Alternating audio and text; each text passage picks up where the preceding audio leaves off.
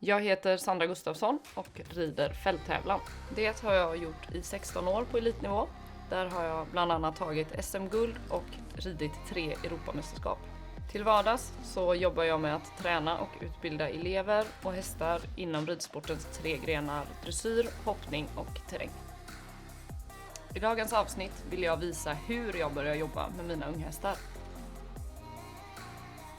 Jag kommer att prata om vana på stallgången, lyfta hovar, duschbiltan, sadling och longering. Nu är vi på väg att hämta mina unghästar. De går på lösdrift en bit ifrån gården. Jag anser att det är viktigt för den unga hästen att få växa upp i flock och grupp. De lär sig det sociala språket och blir trygga med varandra. När jag låter mina hästar komma in i stallet och stå på stallgången första gången så får de stå tillsammans med en kompis så de har tryggheten med varandra. För säkerheten i stallet så har jag alltid hjälm på mig när jag hanterar mina unghästar. Dessutom så vid uppbindningsplatsen så ser jag till att det finns ett balsnöre mellan kabinhake och länken de är uppbundna i. Om hästen skulle få panik och slänga sig bakåt eller framåt så ska den komma loss snabbt. Spöket, han är 4 år i år och som ni ser jättesmutsig. Därför använder jag en stålskrapa på båda hästarna för att riva av den värsta smutsen från början. När det kommer till att lyfta benen och hovarna på hästarna så önskar alla hovslagare jag har pratat med att vi som hästägare gör ett bättre jobb med att lyfta på benen, hålla fast dem mer precis som hovslagaren har sin arbetsvinkel eller arbetsställning.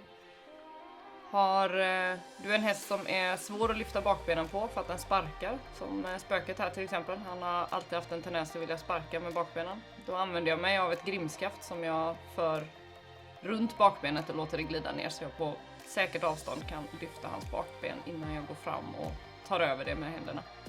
Även här är det viktigt att öva så hästen hamnar med sitt bakben på vårat lår. På så sätt förbereder vi hästen för en hovslagares besök till exempel. Jag bryr mig mycket om mina hästar och vill att de ska få en trygg och bra uppväxt och introduktion för sådana saker som man tar för givet att alla hästar kan. Det här är Sockan.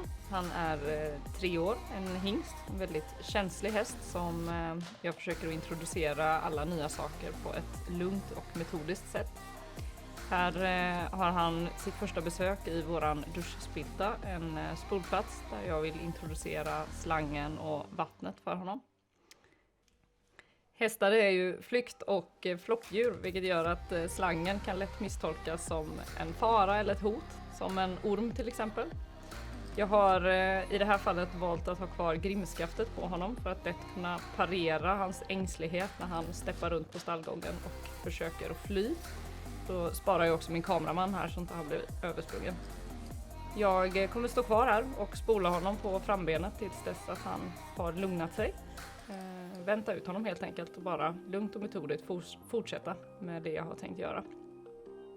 Jag har valt att bespara er att titta på det här i 5-6 minuter, men det var ungefär den tiden det tog för honom att slappna av och lugna ner sig under den här processen. Jag stängde dörren till stallet så ingen riskerar att få en spark i huvudet när jag går över här till att spola bakbenen. Jag fortsätter med precis samma process som jag har gjort på frambenen.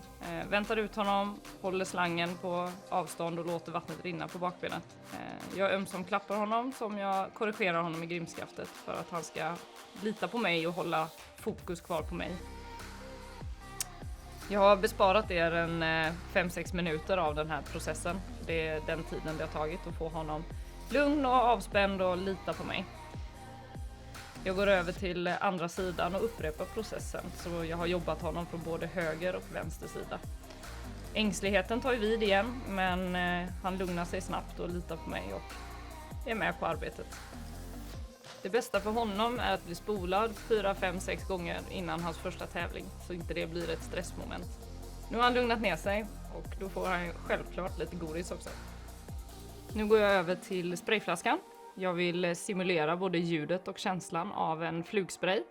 I min flaska har jag bara vatten och snart kommer ni också se att han reagerar väldigt starkt på den här processen. Nu ser ni tydligt varför jag har grimskaftet kvar. Här kan jag enkelt få stopp på honom så han inte springer över någon annan istället.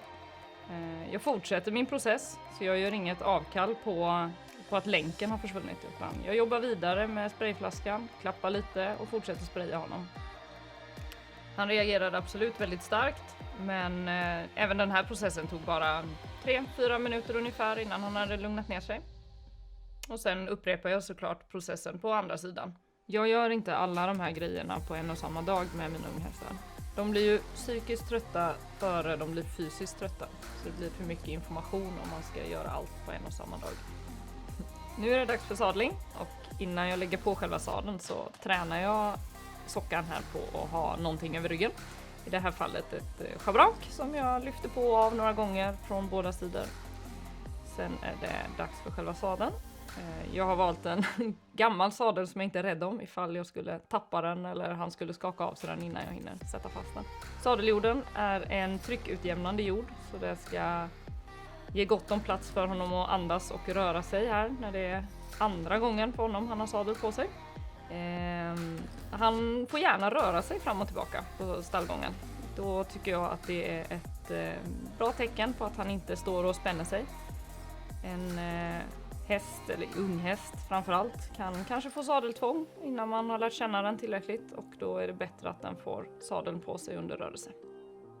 Sockan är en väldigt social och nyfiken häst som gillar att vara med på alla upptåg man introducerar honom för. Här är det dags att göra sig redo att gå ner till paddocken. Jag jobbar mina unghästar med en repgrimma i första stadiet i utbildningen. Jag tränar honom och mina andra unghästar att gå bredvid mig istället för bakom. För blir han rädd så är risken stor att han fäller mig. Unghästar tappar lätt fokus, därför vänder jag honom mot mig så han släpper koncentrationen på den andra hästen. Vid introduktionen av longering så vill jag hålla honom på en väldigt liten cirkel där jag bara försöker få honom till att följa min vänsterhand och jag kan då driva honom med högerhanden. Min position håller jag vid hans bogparti eller frambenen. Skulle han stanna upp och bara snurra på det inre frambenet så kan jag lätt putta på bogen med min innerhand. När han är lugn så introducerar jag trav, fortfarande på den lilla cirkeln. Så jag minimerar risken för att han ska kasta sig och sticka iväg. Longeringen är till för att förbereda honom mentalt inför nästa uppgift som då är uppsittningen. Nästa steg i min process är att vänja och utsätta honom för tyngd i sadeln. Genom att med min egen vikt hänga i stiglädret samtidigt som han går på den lilla volten förbereder jag honom på att hans balans blir rubbad inför framtida uppsittning och ridning. Jag upprepar processen i båda varven och vid flera tillfällen innan det är dags att sitta upp. Detta för att skapa en trygg häst. Jag gillar att använda en sockerbit att stå på istället för en klassisk IKEA-pall. Här är det ingen risk att han fastnar med sina ben. Målsättningen är att han ska stå helt still och vänja sig vid att jag kommer upp i höjd ovanför hans rygg.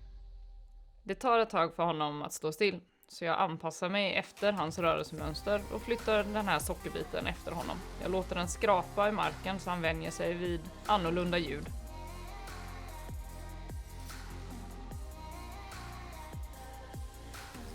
Tack för att ni tittade. I nästa avsnitt så pratar jag om mina tips inför första ridpasset med unghästar.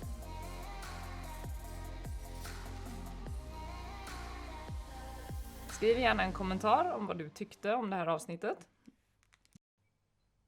Gilla så att vi når ut till fler med de här tipsen. Och prenumerera för framtida avsnitt. Ni hittar mig även på Instagram @lundahageneventing. Jag finns också på www.lundahageneventing.se.